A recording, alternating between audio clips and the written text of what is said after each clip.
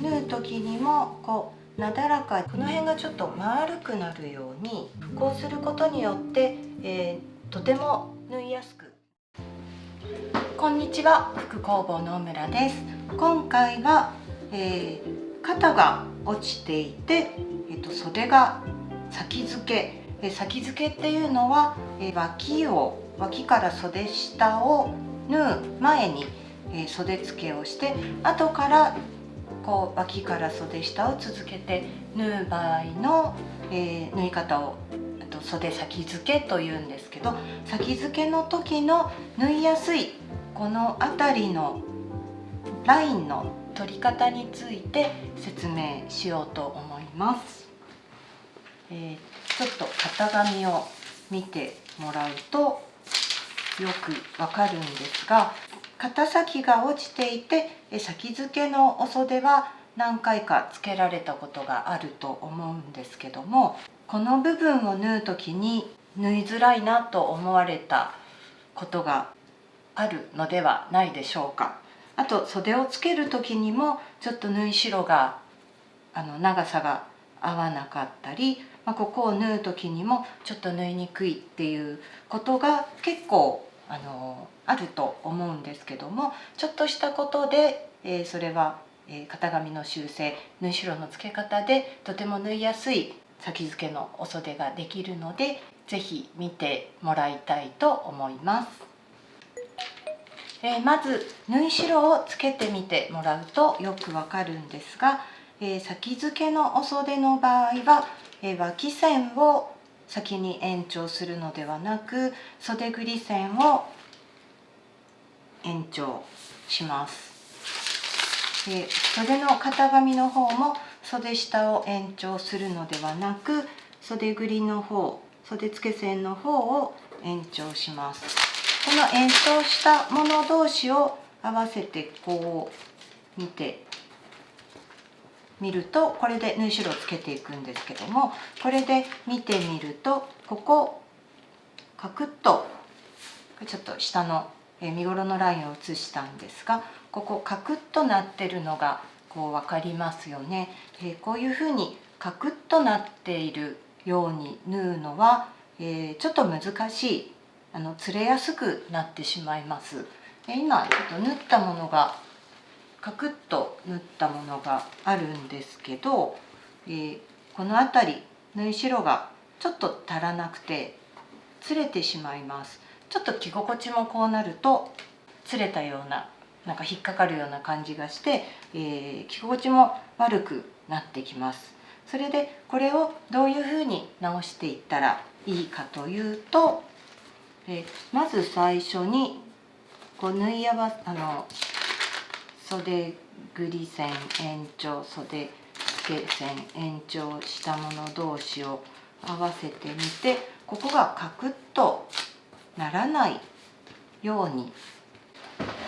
ラインをちょっと修正していきます。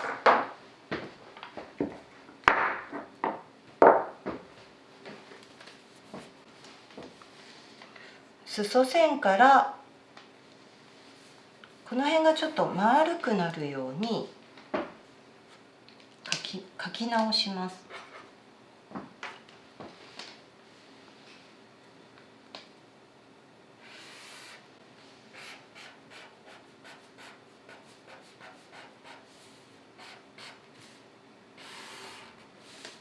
こんな感じですね。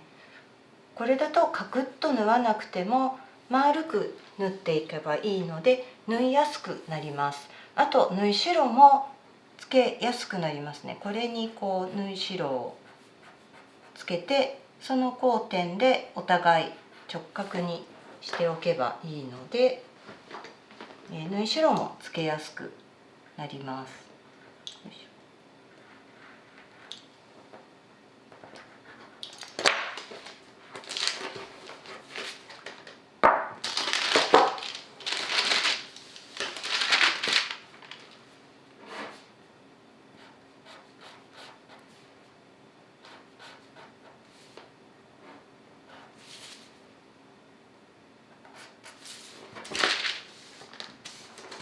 こういうふうに身ごろ、この辺で、鎌底から下5、6センチのところで、5ミリぐらい食ってます。この袖下も、鎌底から5、6センチの位置で5、6ミリ食って袖口につないでるんですけど、こうすることによって、とても縫いやすくなってきます。で、今片方しか直してないですが、こちら側も同じように移します。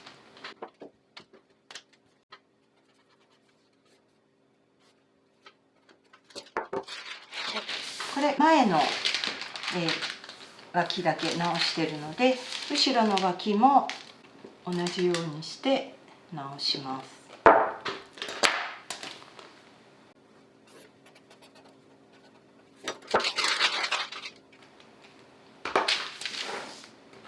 バスト寸法は変わらず、脇線と袖下線が、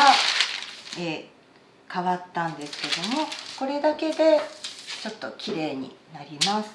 縫う時にもちょっと裏返すとよくわかると思うんですが、縫う時にもこうなだらかに縫えます。カクッと縫う方は